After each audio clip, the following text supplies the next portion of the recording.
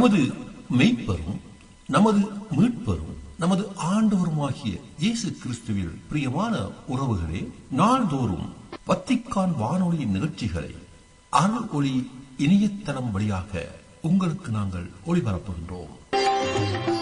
உங்களுக்காக தொகுத்து வழங்குபவர் உங்கள் அன்பு சகோதரன் பேசாலை தாஸ்.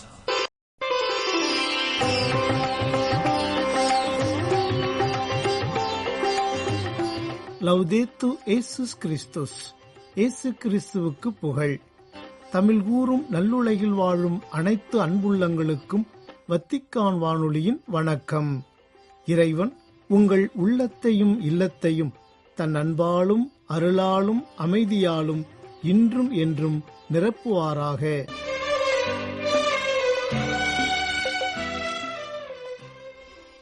அன்பு நேயர்களே, வத்திக்கான் வானொலி இன்று உங்களுக்கு வழங்கவிருப்பவை: தடம் தந்த தகைமை, திருத்தந்தையின் புதன் பொது மறைக்கல்வி உரை மற்றும் செய்திகள்.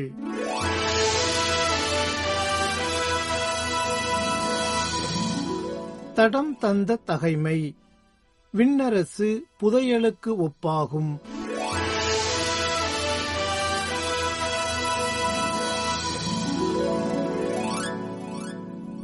ஒருவர் நிலத்தில் மறைந்திருந்த புதையல் ஒன்றை கண்டுபிடிக்கிறார். அவர் அதை மூடி மறைத்துவிட்டு மகிழ்ச்சியுடன் போய் தமக்குள்ள யாவற்றையும் விற்று அந்த நிலத்தை வாங்கிக் கொள்கிறார். விண்ணரசு இப்புதையலுக்கு ஒப்பாகும். பூமியை பாதுகாப்பு பெட்டகமாக பார்க்கும் பழக்கம் யூதர்களுக்கு இருந்தது.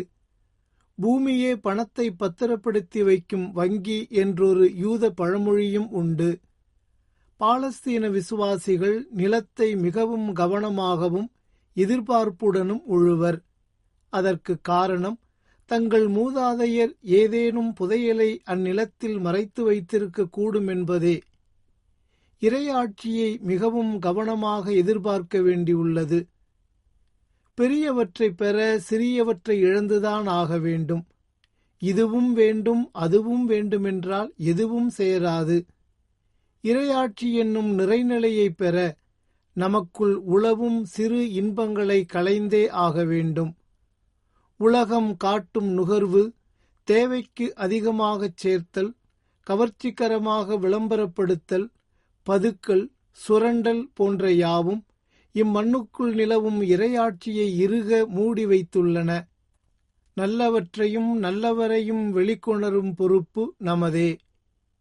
இறைவா, சமூகத்தில் மறக்கப்பட்ட மறைக்கப்பட்ட மனித புதையல்களை கண்டெடுத்து கைகோர்த்து வாழ வழிகாட்டும்.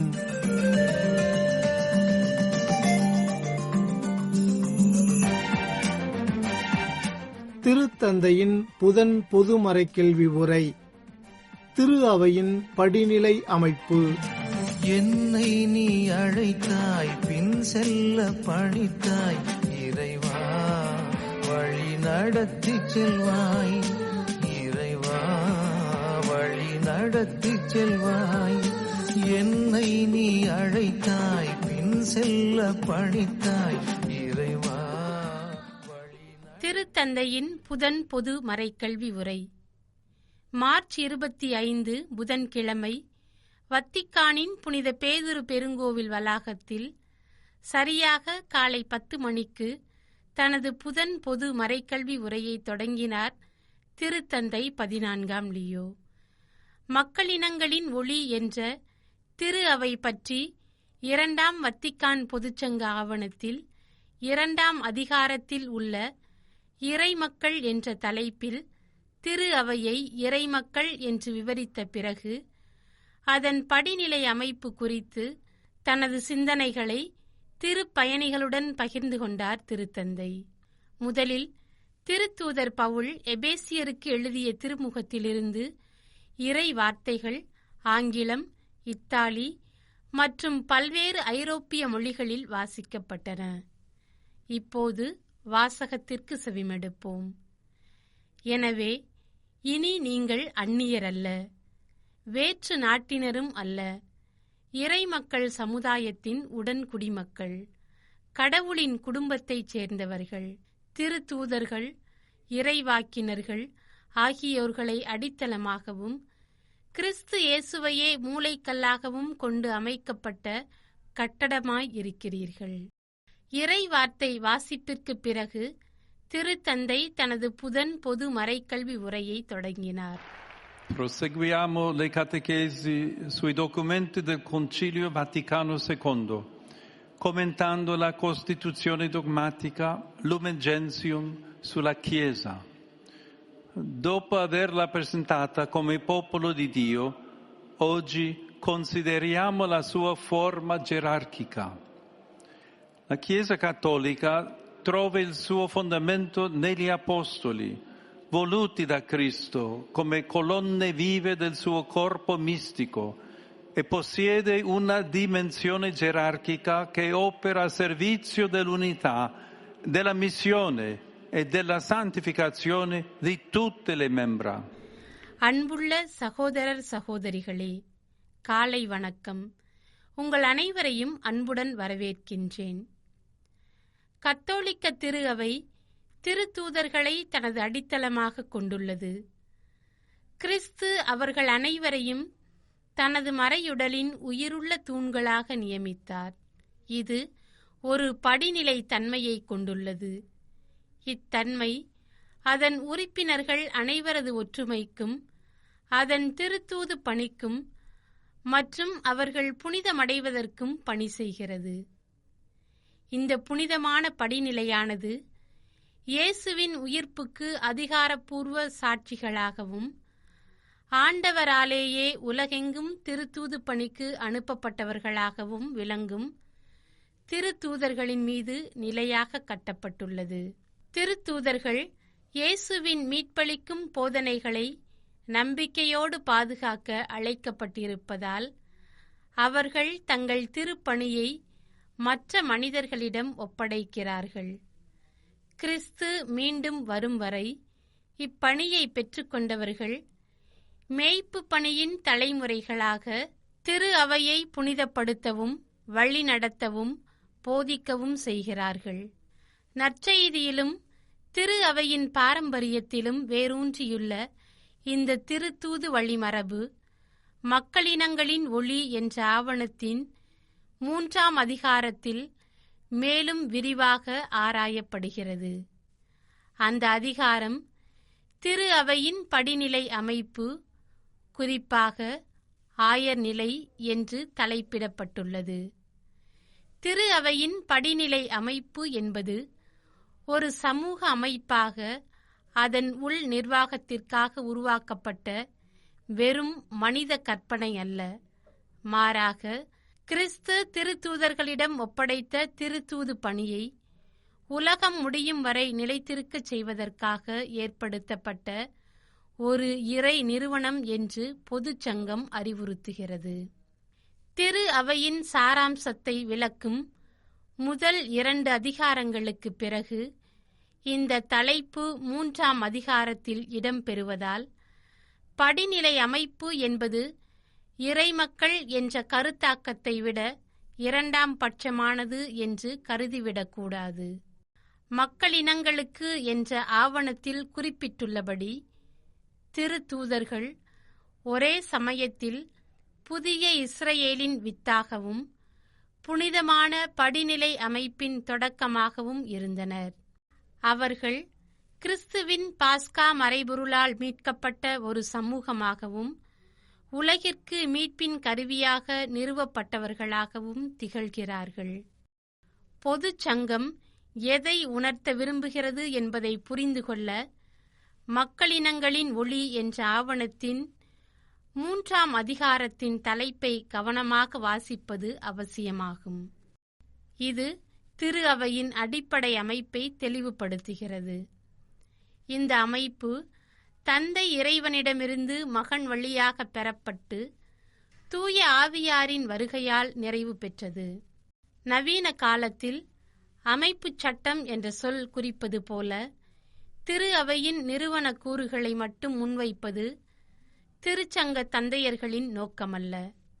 மாறாக இந்த ஆவணம் திருப்பணியாளர் அல்லது படிநிலை குருத்துவம் குறித்தே கவனம் செலுத்துகிறது.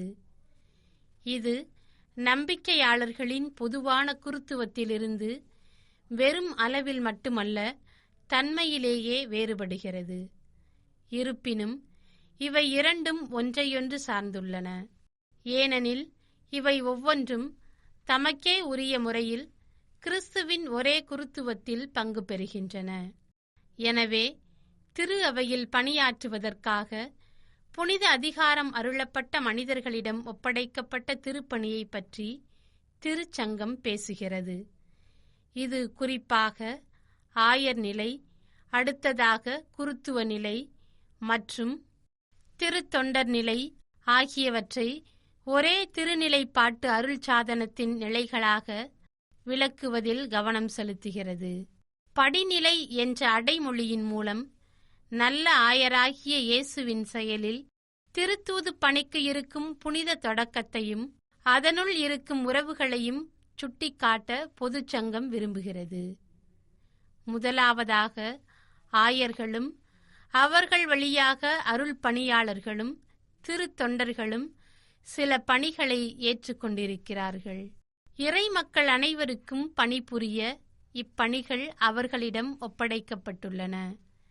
இதன் மூலம் இறை மக்கள் அனைவரும் சுதந்திரமாகவும் நேர்த்தியாகவும் ஒரே இலக்கை நோக்கி பயணம் செய்து மீட்பை அடைய முடியும். இந்த திருத்தூது பணியின் கூட்டு பொறுப்பு மற்றும் சமூகத்தன்மையை மக்களினங்களின் ஒளி என்ற ஆவணம் மீண்டும் மீண்டும் திறம்பட நமக்கு நினைவூட்டுகிறது. ஆண்டவர் தமது மக்களின் மேய்ப்பர்களிடம் ஒப்படைத்துள்ள இந்த பணி ஒரு உண்மையான பணியாகும். இது திருவிவிலியத்தில் மிக முக்கியமாக டயகோனியா, அதாவது திருப்பணி என்று அழைக்கப்படுகிறது என்பதை இந்த ஆவணம் மீண்டும் உறுதிப்படுத்துகிறது. எனவே திருத்தந்தை புனித 6ஆம் பவுல் ஏன் படிநிலை அமைப்பை இவ்வாறு விவரித்தார் என்பது இப்போது தெளிவாகிறது. கிறிஸ்து தமது திரு அவைக்கு விட்டுச் சென்ற நம்பிக்கை புதையல், முன்மாதிரிகள், கட்டளைகள் மற்றும் அருள் கொடைகள் ஆகியவற்றை சிதையாமல் கனி தரும் வகையில் பரப்புவதையும் உறுதிப்படுத்துவதையும் நோக்கமாக கொண்டு கிறிஸ்துவின் அன்பிலிருந்து பிறந்த ஓர் உண்மை நிலையே இந்த படிநிலை அமைப்பு. அன்பு சகோதர சகோதரிகளே, நமது ஆண்டவர் தமது திரு அவைக்கு நற்செய்தி பணியில் ஆர்வமிக்கவர்களையும் திருமுழுக்கு பெற்ற அனைவரின் நலனுக்காக தங்களை அர்ப்பணிப்பவர்களையும் உலகின் எல்லா பகுதிகளுக்கும் துணிச்சலோடு செல்லும் மறை பணியாளர்களையும் திருப்பணியாளர்களாக அனுப்பி வைக்க வேண்டுமென்று அவரிடம் உருக்கமாக மன்றாடுவோம். இவ்வாறு தனது மறைக்கல்வி உரையை நிறைவு செய்தார் திருத்தந்தை. இறுதியாக இயேசு கற்பித்த இறைவேண்டல் ஜெபத்திற்கு பிறகு அனைத்து திருப்பயணிகளுக்கும் தனது திருத்தூது ஆசீரை வழங்கினார். ஆயிரம் ஆயிரம் மனிதரிலே என்னை நீ தேர்ந்தெடுத்தாய், பரிசுத்த தைலத்தால் அபிஷேகம் செய்து உன்னருள் பணி கொடுத்தாய்.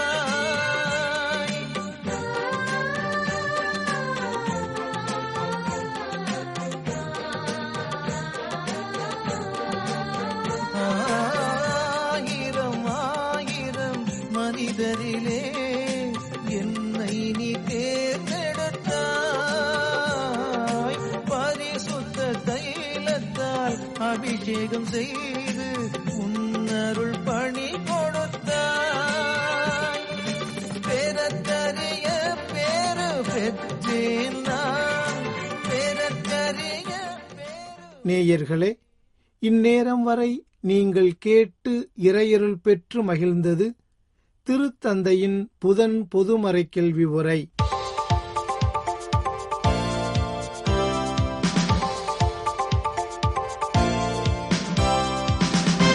செய்திகள்.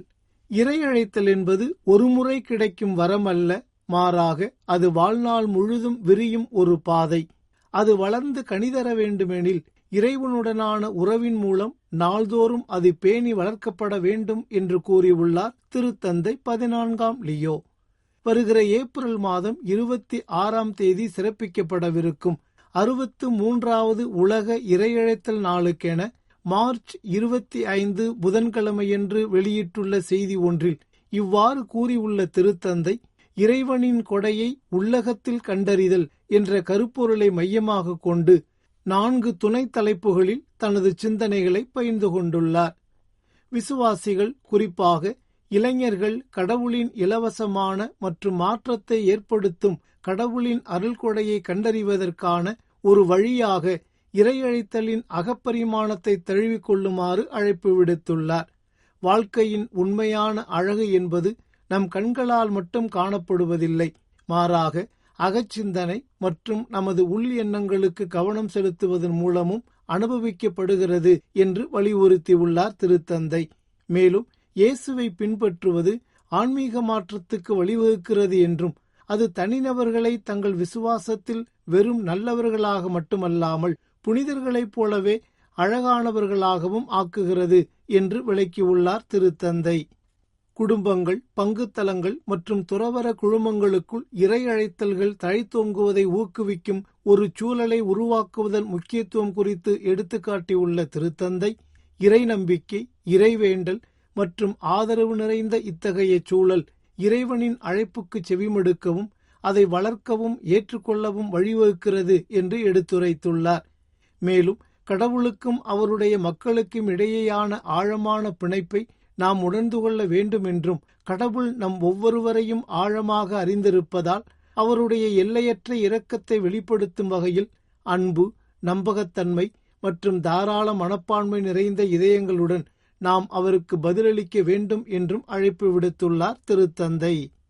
இறுதியாக அன்றாட இறைவேண்டல், இறைவார்த்தை மீதான தியானம் மற்றும் திருநற்கருணை ஆராதனை ஆகியவற்றின் வழியாக இளைஞர்கள் கடவுளுடனான தங்கள் உறவை ஆழப்படுத்திக் கொள்ள வேண்டும் என்று ஊக்குவித்துள்ள திருத்தந்தை, இவ்வாறு அவர்கள் தங்கள் இறையழைத்தலின் அழகை கண்டறிவதோடு கடவுளின் அன்பையும் மீட்பையும் பரப்பும் திரு அவையின் பணிக்கும் பங்களிப்பார்கள் என்று எடுத்துக்காட்டி இறையழைத்தல் நாளுக்கான தனது செய்தியை நிறைவு செய்துள்ளார். எதிர்காலத்தை வடிவமைப்பதிலும் நற்செய்தி அறிவிப்பிலும் கத்தோலிக்க கல்வியின் முக்கிய பங்கை வலியுறுத்தியுள்ளதுடன் அதிகரித்து வரும் சமூக சவால்களுக்கு மத்தியில் கத்தோலிக்க கற்பித்தலின் கிறிஸ்தவ அடையாளத்தை பாதுகாக்குமாறு ஆயர்களை கேட்டுக்கொண்டார் திருத்தந்தை 14ஆம் லியோ. திருத்தந்தை அவர்களால் கையொப்பமிடப்பட்டு திருப்பீடச் செயலர் கர்தினால் பியேத்ரோ பரோலின் அவர்களால் பிரான்ஸ் ஆயர் பேரவையின் ஆண்டு நிறையமர்வு கூட்டத்திற்கு அனுப்பப்பட்டுள்ள செய்தி ஒன்றில் இவ்வாறு கூறியுள்ள திருத்தந்தை ஆயர் பணியின் முக்கியத்துவம் குறித்தும் எடுத்துரைத்துள்ளார். ஆயர்களுக்கிடையே வலிமையான ஒன்றிப்பு நிலவ வேண்டும் என்ற தனது விருப்பத்தை எடுத்துக்காட்டியுள்ள திருத்தந்தை, பிரான்ஸ் தலத்திருவைக்கான இறை திருவுளத்தை அவர்கள் தெளிந்து தேர்ந்திட வேண்டும் என்பதையும் கோடிட்டு காட்டியுள்ளார். கல்வி குறித்த கலந்துரையாடல்களுக்கு தனது ஆதரவை வலியுறுத்தியுள்ள திருத்தந்தை, இதற்கு வலு சேர்க்கும் விதமாக நம்பிக்கையின் புதிய வரைபடங்களை வரைதல் என்ற தனது திருத்தூது மடலை மேற்கோள் காட்டியுள்ளார். மேலும் சவால்களை எதிர்கொள்ளும் போது மேய்ப்பு பணி அக்கறை மற்றும் காயங்களை ஆற்றுதல் ஆகியவற்றின் அவசியத்தையும் எடுத்துக்காட்டியுள்ளார் திருத்தந்தை. தமிழ்நாட்டிலுள்ள குழித்துறை மறைமாவட்ட முன்னாள் ஆயர் சலேசிய சபையைச் சேர்ந்த ஜெரோம்தாஸ் வருவேல் அவர்கள் மார்ச் 24 செவ்வாய்க்கிழமையன்று சென்னையில் அதிகாலை 1:30 மணியளவில் இறைபதம் அடைந்தார். மறதி நோய் மற்றும் நடுக்குவாதம் தொடர்பான சிக்கல்களுடன் போராடி வந்த ஆயர் ஜெரோம்தாஸ் வருவேல் அவர்கள் ஏழைகளின் சகோதரிகளின் பராமரிப்பு இல்லத்தில் இறைபதமடைந்தார். ஆயரின் இறுதிச் சடங்கு மார்ச் 25 புதன்கிழமையன்று குழித்துறையிலுள்ள தூய்மைமிகு மூவரு கடவுளின் பேராலயத்தில் இடம்பெற்றது. இதில் எண்ணற்ற அருள்பணியாளர்களும் இருபால் துறவியரும் பொதுநிலை விசுவாசிகளும் கலந்து கொண்டனர். முன்னதாக மார்ச் 23 செவ்வாய்க்கிழமையன்று சென்னை பெரம்பூரிலுள்ள புனித லூர்து அன்னை திருத்தலத்தில் அவரது ஆன்ம இலைப்பாற்றிக்காக சென்னை மயிலை உயர்மறை மாவட்டத்தின் பேராயர் ஜார்ஜ் அந்தோணிசாமி தலைமையில் திருப்பலி நடைபெற்றது. இத்துடன் வத்திக்கான் வானொலியின் தமிழ் ஒலிபரப்பு நிறைவு பெறுகின்றது. வணக்கம். இதுவரையும் நீங்கள் செவியுற்றது வத்திக்கான் வானொலியின் இன்றைய நிகழ்ச்சிகள்.